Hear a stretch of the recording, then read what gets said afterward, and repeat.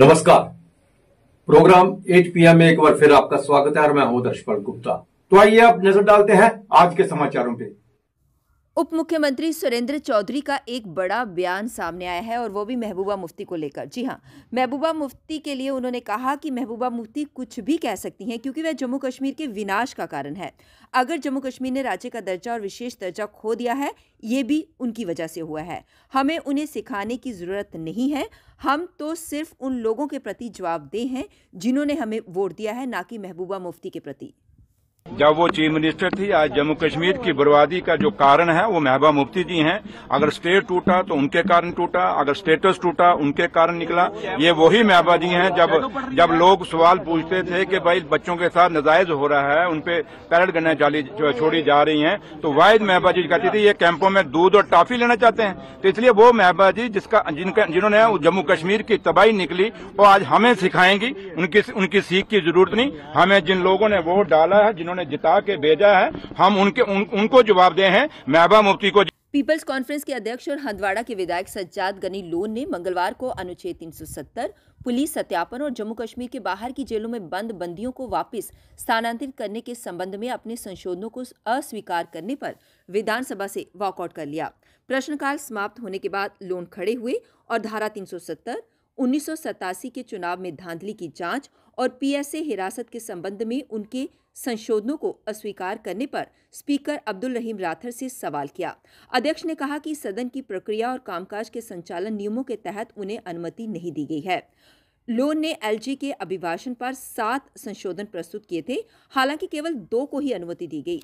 अपने संशोधनों में लोन ने कहा कि उपराज्यपाल के संबोधन में अनुच्छेद 370 मौजूदा पुलिस सत्यापन प्रणाली को खत्म करने और 1987 के चुनावों में धांधली की जांच का कोई जिक्र नहीं था। लोन ने कहा कि पिछले सत्र में जम्मू कश्मीर विधानसभा में पारित प्रस्ताव में अनुच्छेद 370 का कोई जिक्र नहीं था। हम पुलिस सत्यापन के शिकार हैं और नियम बहुत कड़े हैं। मैं खुद भुक्तभोगी हूं। किसी को भी उसके रिश्तेदारों की किए की सजा नहीं मिलनी चाहिए। हम इन मुद्दों पर चुप नहीं रह सकते। लेफ्टिनेंट गवर्नर साहब के एड्रेस पर, जिसमें हमने बोला था कि एड्रेस में शामिल होना चाहिए कि आर्टिकल 370 को रिस्टोर किया जाएगा, 35A को रिस्टोर किया जाएगा। हमने बोला था कि जो पीएसए है उसकी रिपीलमेंट का, हमने बोला था जो पुलिस वेरिफिकेशन सिस्टम है इसके बारे में जो है कि इसको एंड किया जाए, कलेक्टिव फॉर्म ऑफ पनिशमेंट को, जो रिसेंट सिविलियन किलिंग्स हुई थी। और टोटल 7 पॉइंट्स थे, 2 इन्हें लिस्ट किए हैं, 5 ने लिस्ट किए हैं। तो इसलिए हमने वॉकआउट किया that if we can not speak on the floor of the assembly, where do you expect us to speak. तो मैंने एक लेटर भी लिखी है ऑनरेबल स्पीकर साहब को, तो वो भी मैंने दे दी वहाँ, और वो मैं इंशाल्लाह अभी प्रेस को भी रिलीज करेंगे हम। But in the context of given के 87 में भी डिनाइल ऑफ डेमोक्रेसी थी, then we have seen a lot of violence. So अगर आप यहाँ नहीं बोलने देंगे तो फिर कहाँ। आतंकियों और अलगाववादियों की पारिस्थितिकी तंत्र के समूलनाश के अभियान के तहत पुलिस ने सोमवार को शोपियां में आतंकियों के एक ओवरग्राउंड वर्कर के एक 2 मंजिला मकान की कुर्की की। कुर्क संपत्ति की कीमत 24,09,221 रुपये बताई गई है। ये मकान शोपियां के बंडीना मलहोरा गांव में खसरा नंबर 115 के तहत इलियास अहमद डार के नाम पर पंजीकृत है।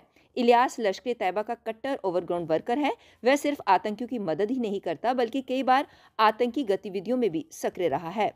मकान को धारा 25 के तहत अदालत के आदेशानुसार कुर्क कर लिया गया।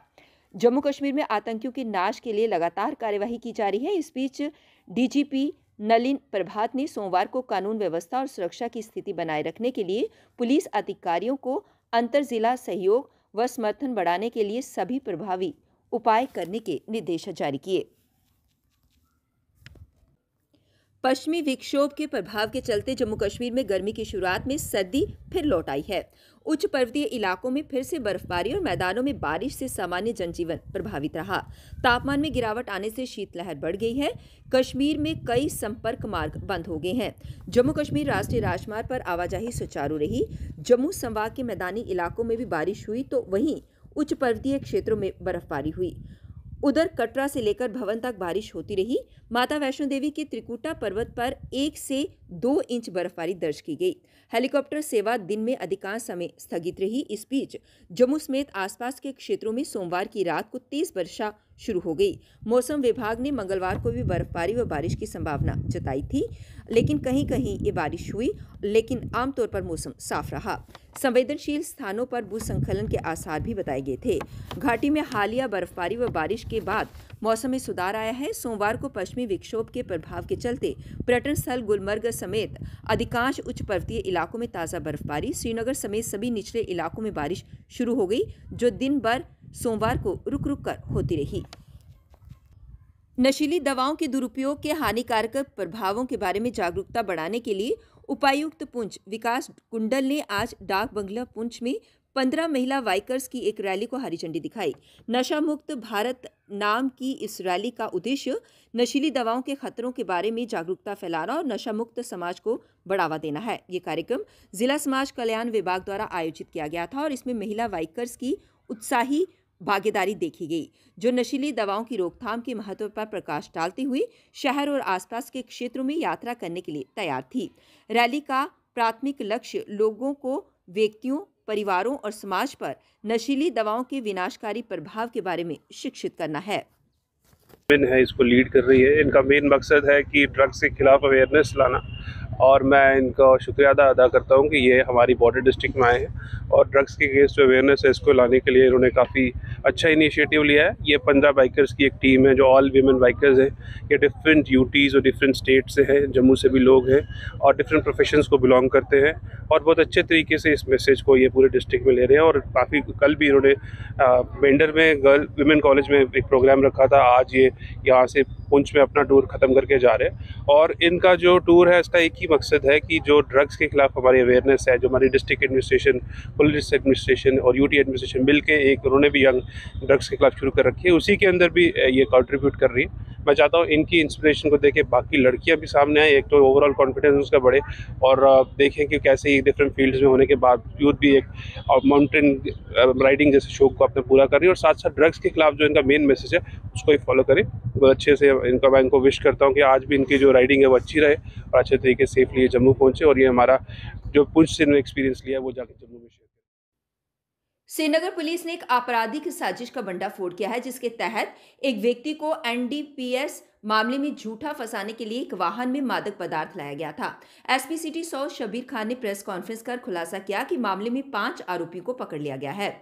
पुलिस के मुताबिक मामला 24 फरवरी को सामने आया, जब वकील युशा यूसुफ मीर ने शहीदगंज पुलिस स्टेशन को कुछ संदिग्ध सूचना दी।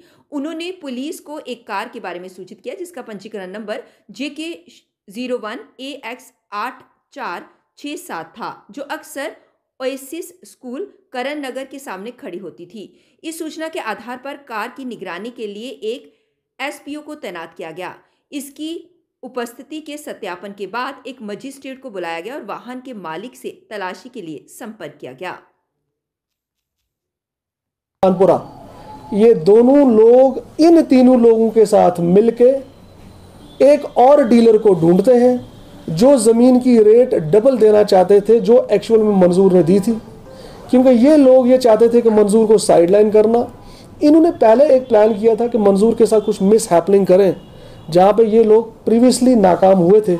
तो अब इन लोगों ने ये प्लान किया कि मंजूर की गाड़ी में हम ड्रग्स प्लांट करके इसको नारकोटिक्स के अंडर जो है वो जेल में भिजवा देंगे और पीछे से हम अपना जो है उस ज़मीन को दोबारा से बेच देंगे। अब जब हम इन लोगों को अरेस्ट करते हैं तो हमें इनके डिस्क्लोजर पे, जो शफ़ी है उसके घर की हम तलाशी लेते हैं उसके डिस्क्लोजर पे, और करीबन आधा किलो चरस हमें वहाँ से बरामद होती है। और इसी तरीके से रऊफ़ की एक दुकान है, जब उसके डिस्क्लोजर पे हम उसकी दुकान की सर्च करते हैं तो करीबन आधा किलो चरस जो है वो उससे भी डिस्क्लोज होती है। इस चर्च का जो हम बैक ट्रैकिंग कर रहे थे, जो इसका सोर्स है वो साउथ कश्मीर से मिलता है। उस चीज़ को मैं प्रेस के सामने अभी नहीं बता पाऊंगा क्योंकि इन्वेस्टिगेशन जो है मिड में है। हम उस आदमी तक भी पहुंचेंगे जिस आदमी ने इस ड्रग्स को इन तक पहुंचाया था। सो पब्लिक से जनरल उधमपुर जल शक्ति एम्प्लॉयज वेलफेयर एसोसिएशन द्वारा आज पत्रकार वार्ता की गई। वह सरकार से मांग कर रहे थे कि आज से शुरू विधानसभा बजट सत्र में टेलीविजन को स्थायी करने के लिए कोई नीति तैयार की जाए, साथ ही साथ मिनिमम वेजेस एक्ट लागू किए जाएं। उन्होंने सरकार को चेताते हुए कहा कि अगर जल्दी डेली वेजेस की मांगों को पूरा नहीं किया गया तो उसके विरोध में वह एक बड़ा आंदोलन शुरू करेंगे। जो इनकी Situ promotion, time bound promotion जो थी, तो इसके लिए इनको कहा जा रहा है कि वो अफसर ढूंढो जो उस वक्त जहाँ पर काम करते थे। मैं कहता हूँ वो मैक्सिमम ऑफिसर जो हैं सारे ट्रांसफ़र हो गए हैं, वो जहाँ से चले गए हैं, कुछ बेचारे मर गए हैं। तो इसका मतलब जो लोग मर गए हैं जो ऑफिसर, तो उनसे कहाँ से लाने हैं इन्होंने अपने APR।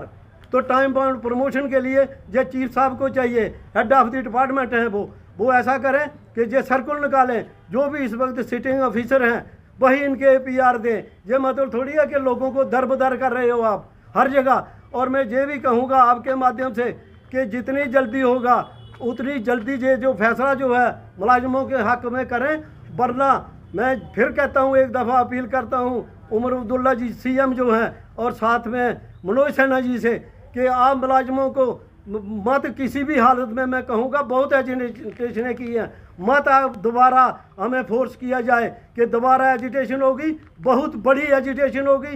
याद रखना, लोग मजबूर होकर पानी बंद करने तक भी मजबूर आप करोगे तो वो भी करने से ये गुरेज नहीं करेंगे। लिहाजा इस मसले को प्रायोरिटी बेस पर हर हालत में इस असेंबली सेशन में इन मसलों को हल किया जाए और लोगों की ये जो एजिटेशनें हैं इनको ख़त्म किया जाए, ताकि लोग सही ढंग से अपना काम करें और डिपार्टमेंट भी सही चले और लोगों को भी कुछ। कल 8 बजे फिर आपसे भेंट होगी, तब तक इजाजत दीजिए। नमस्कार।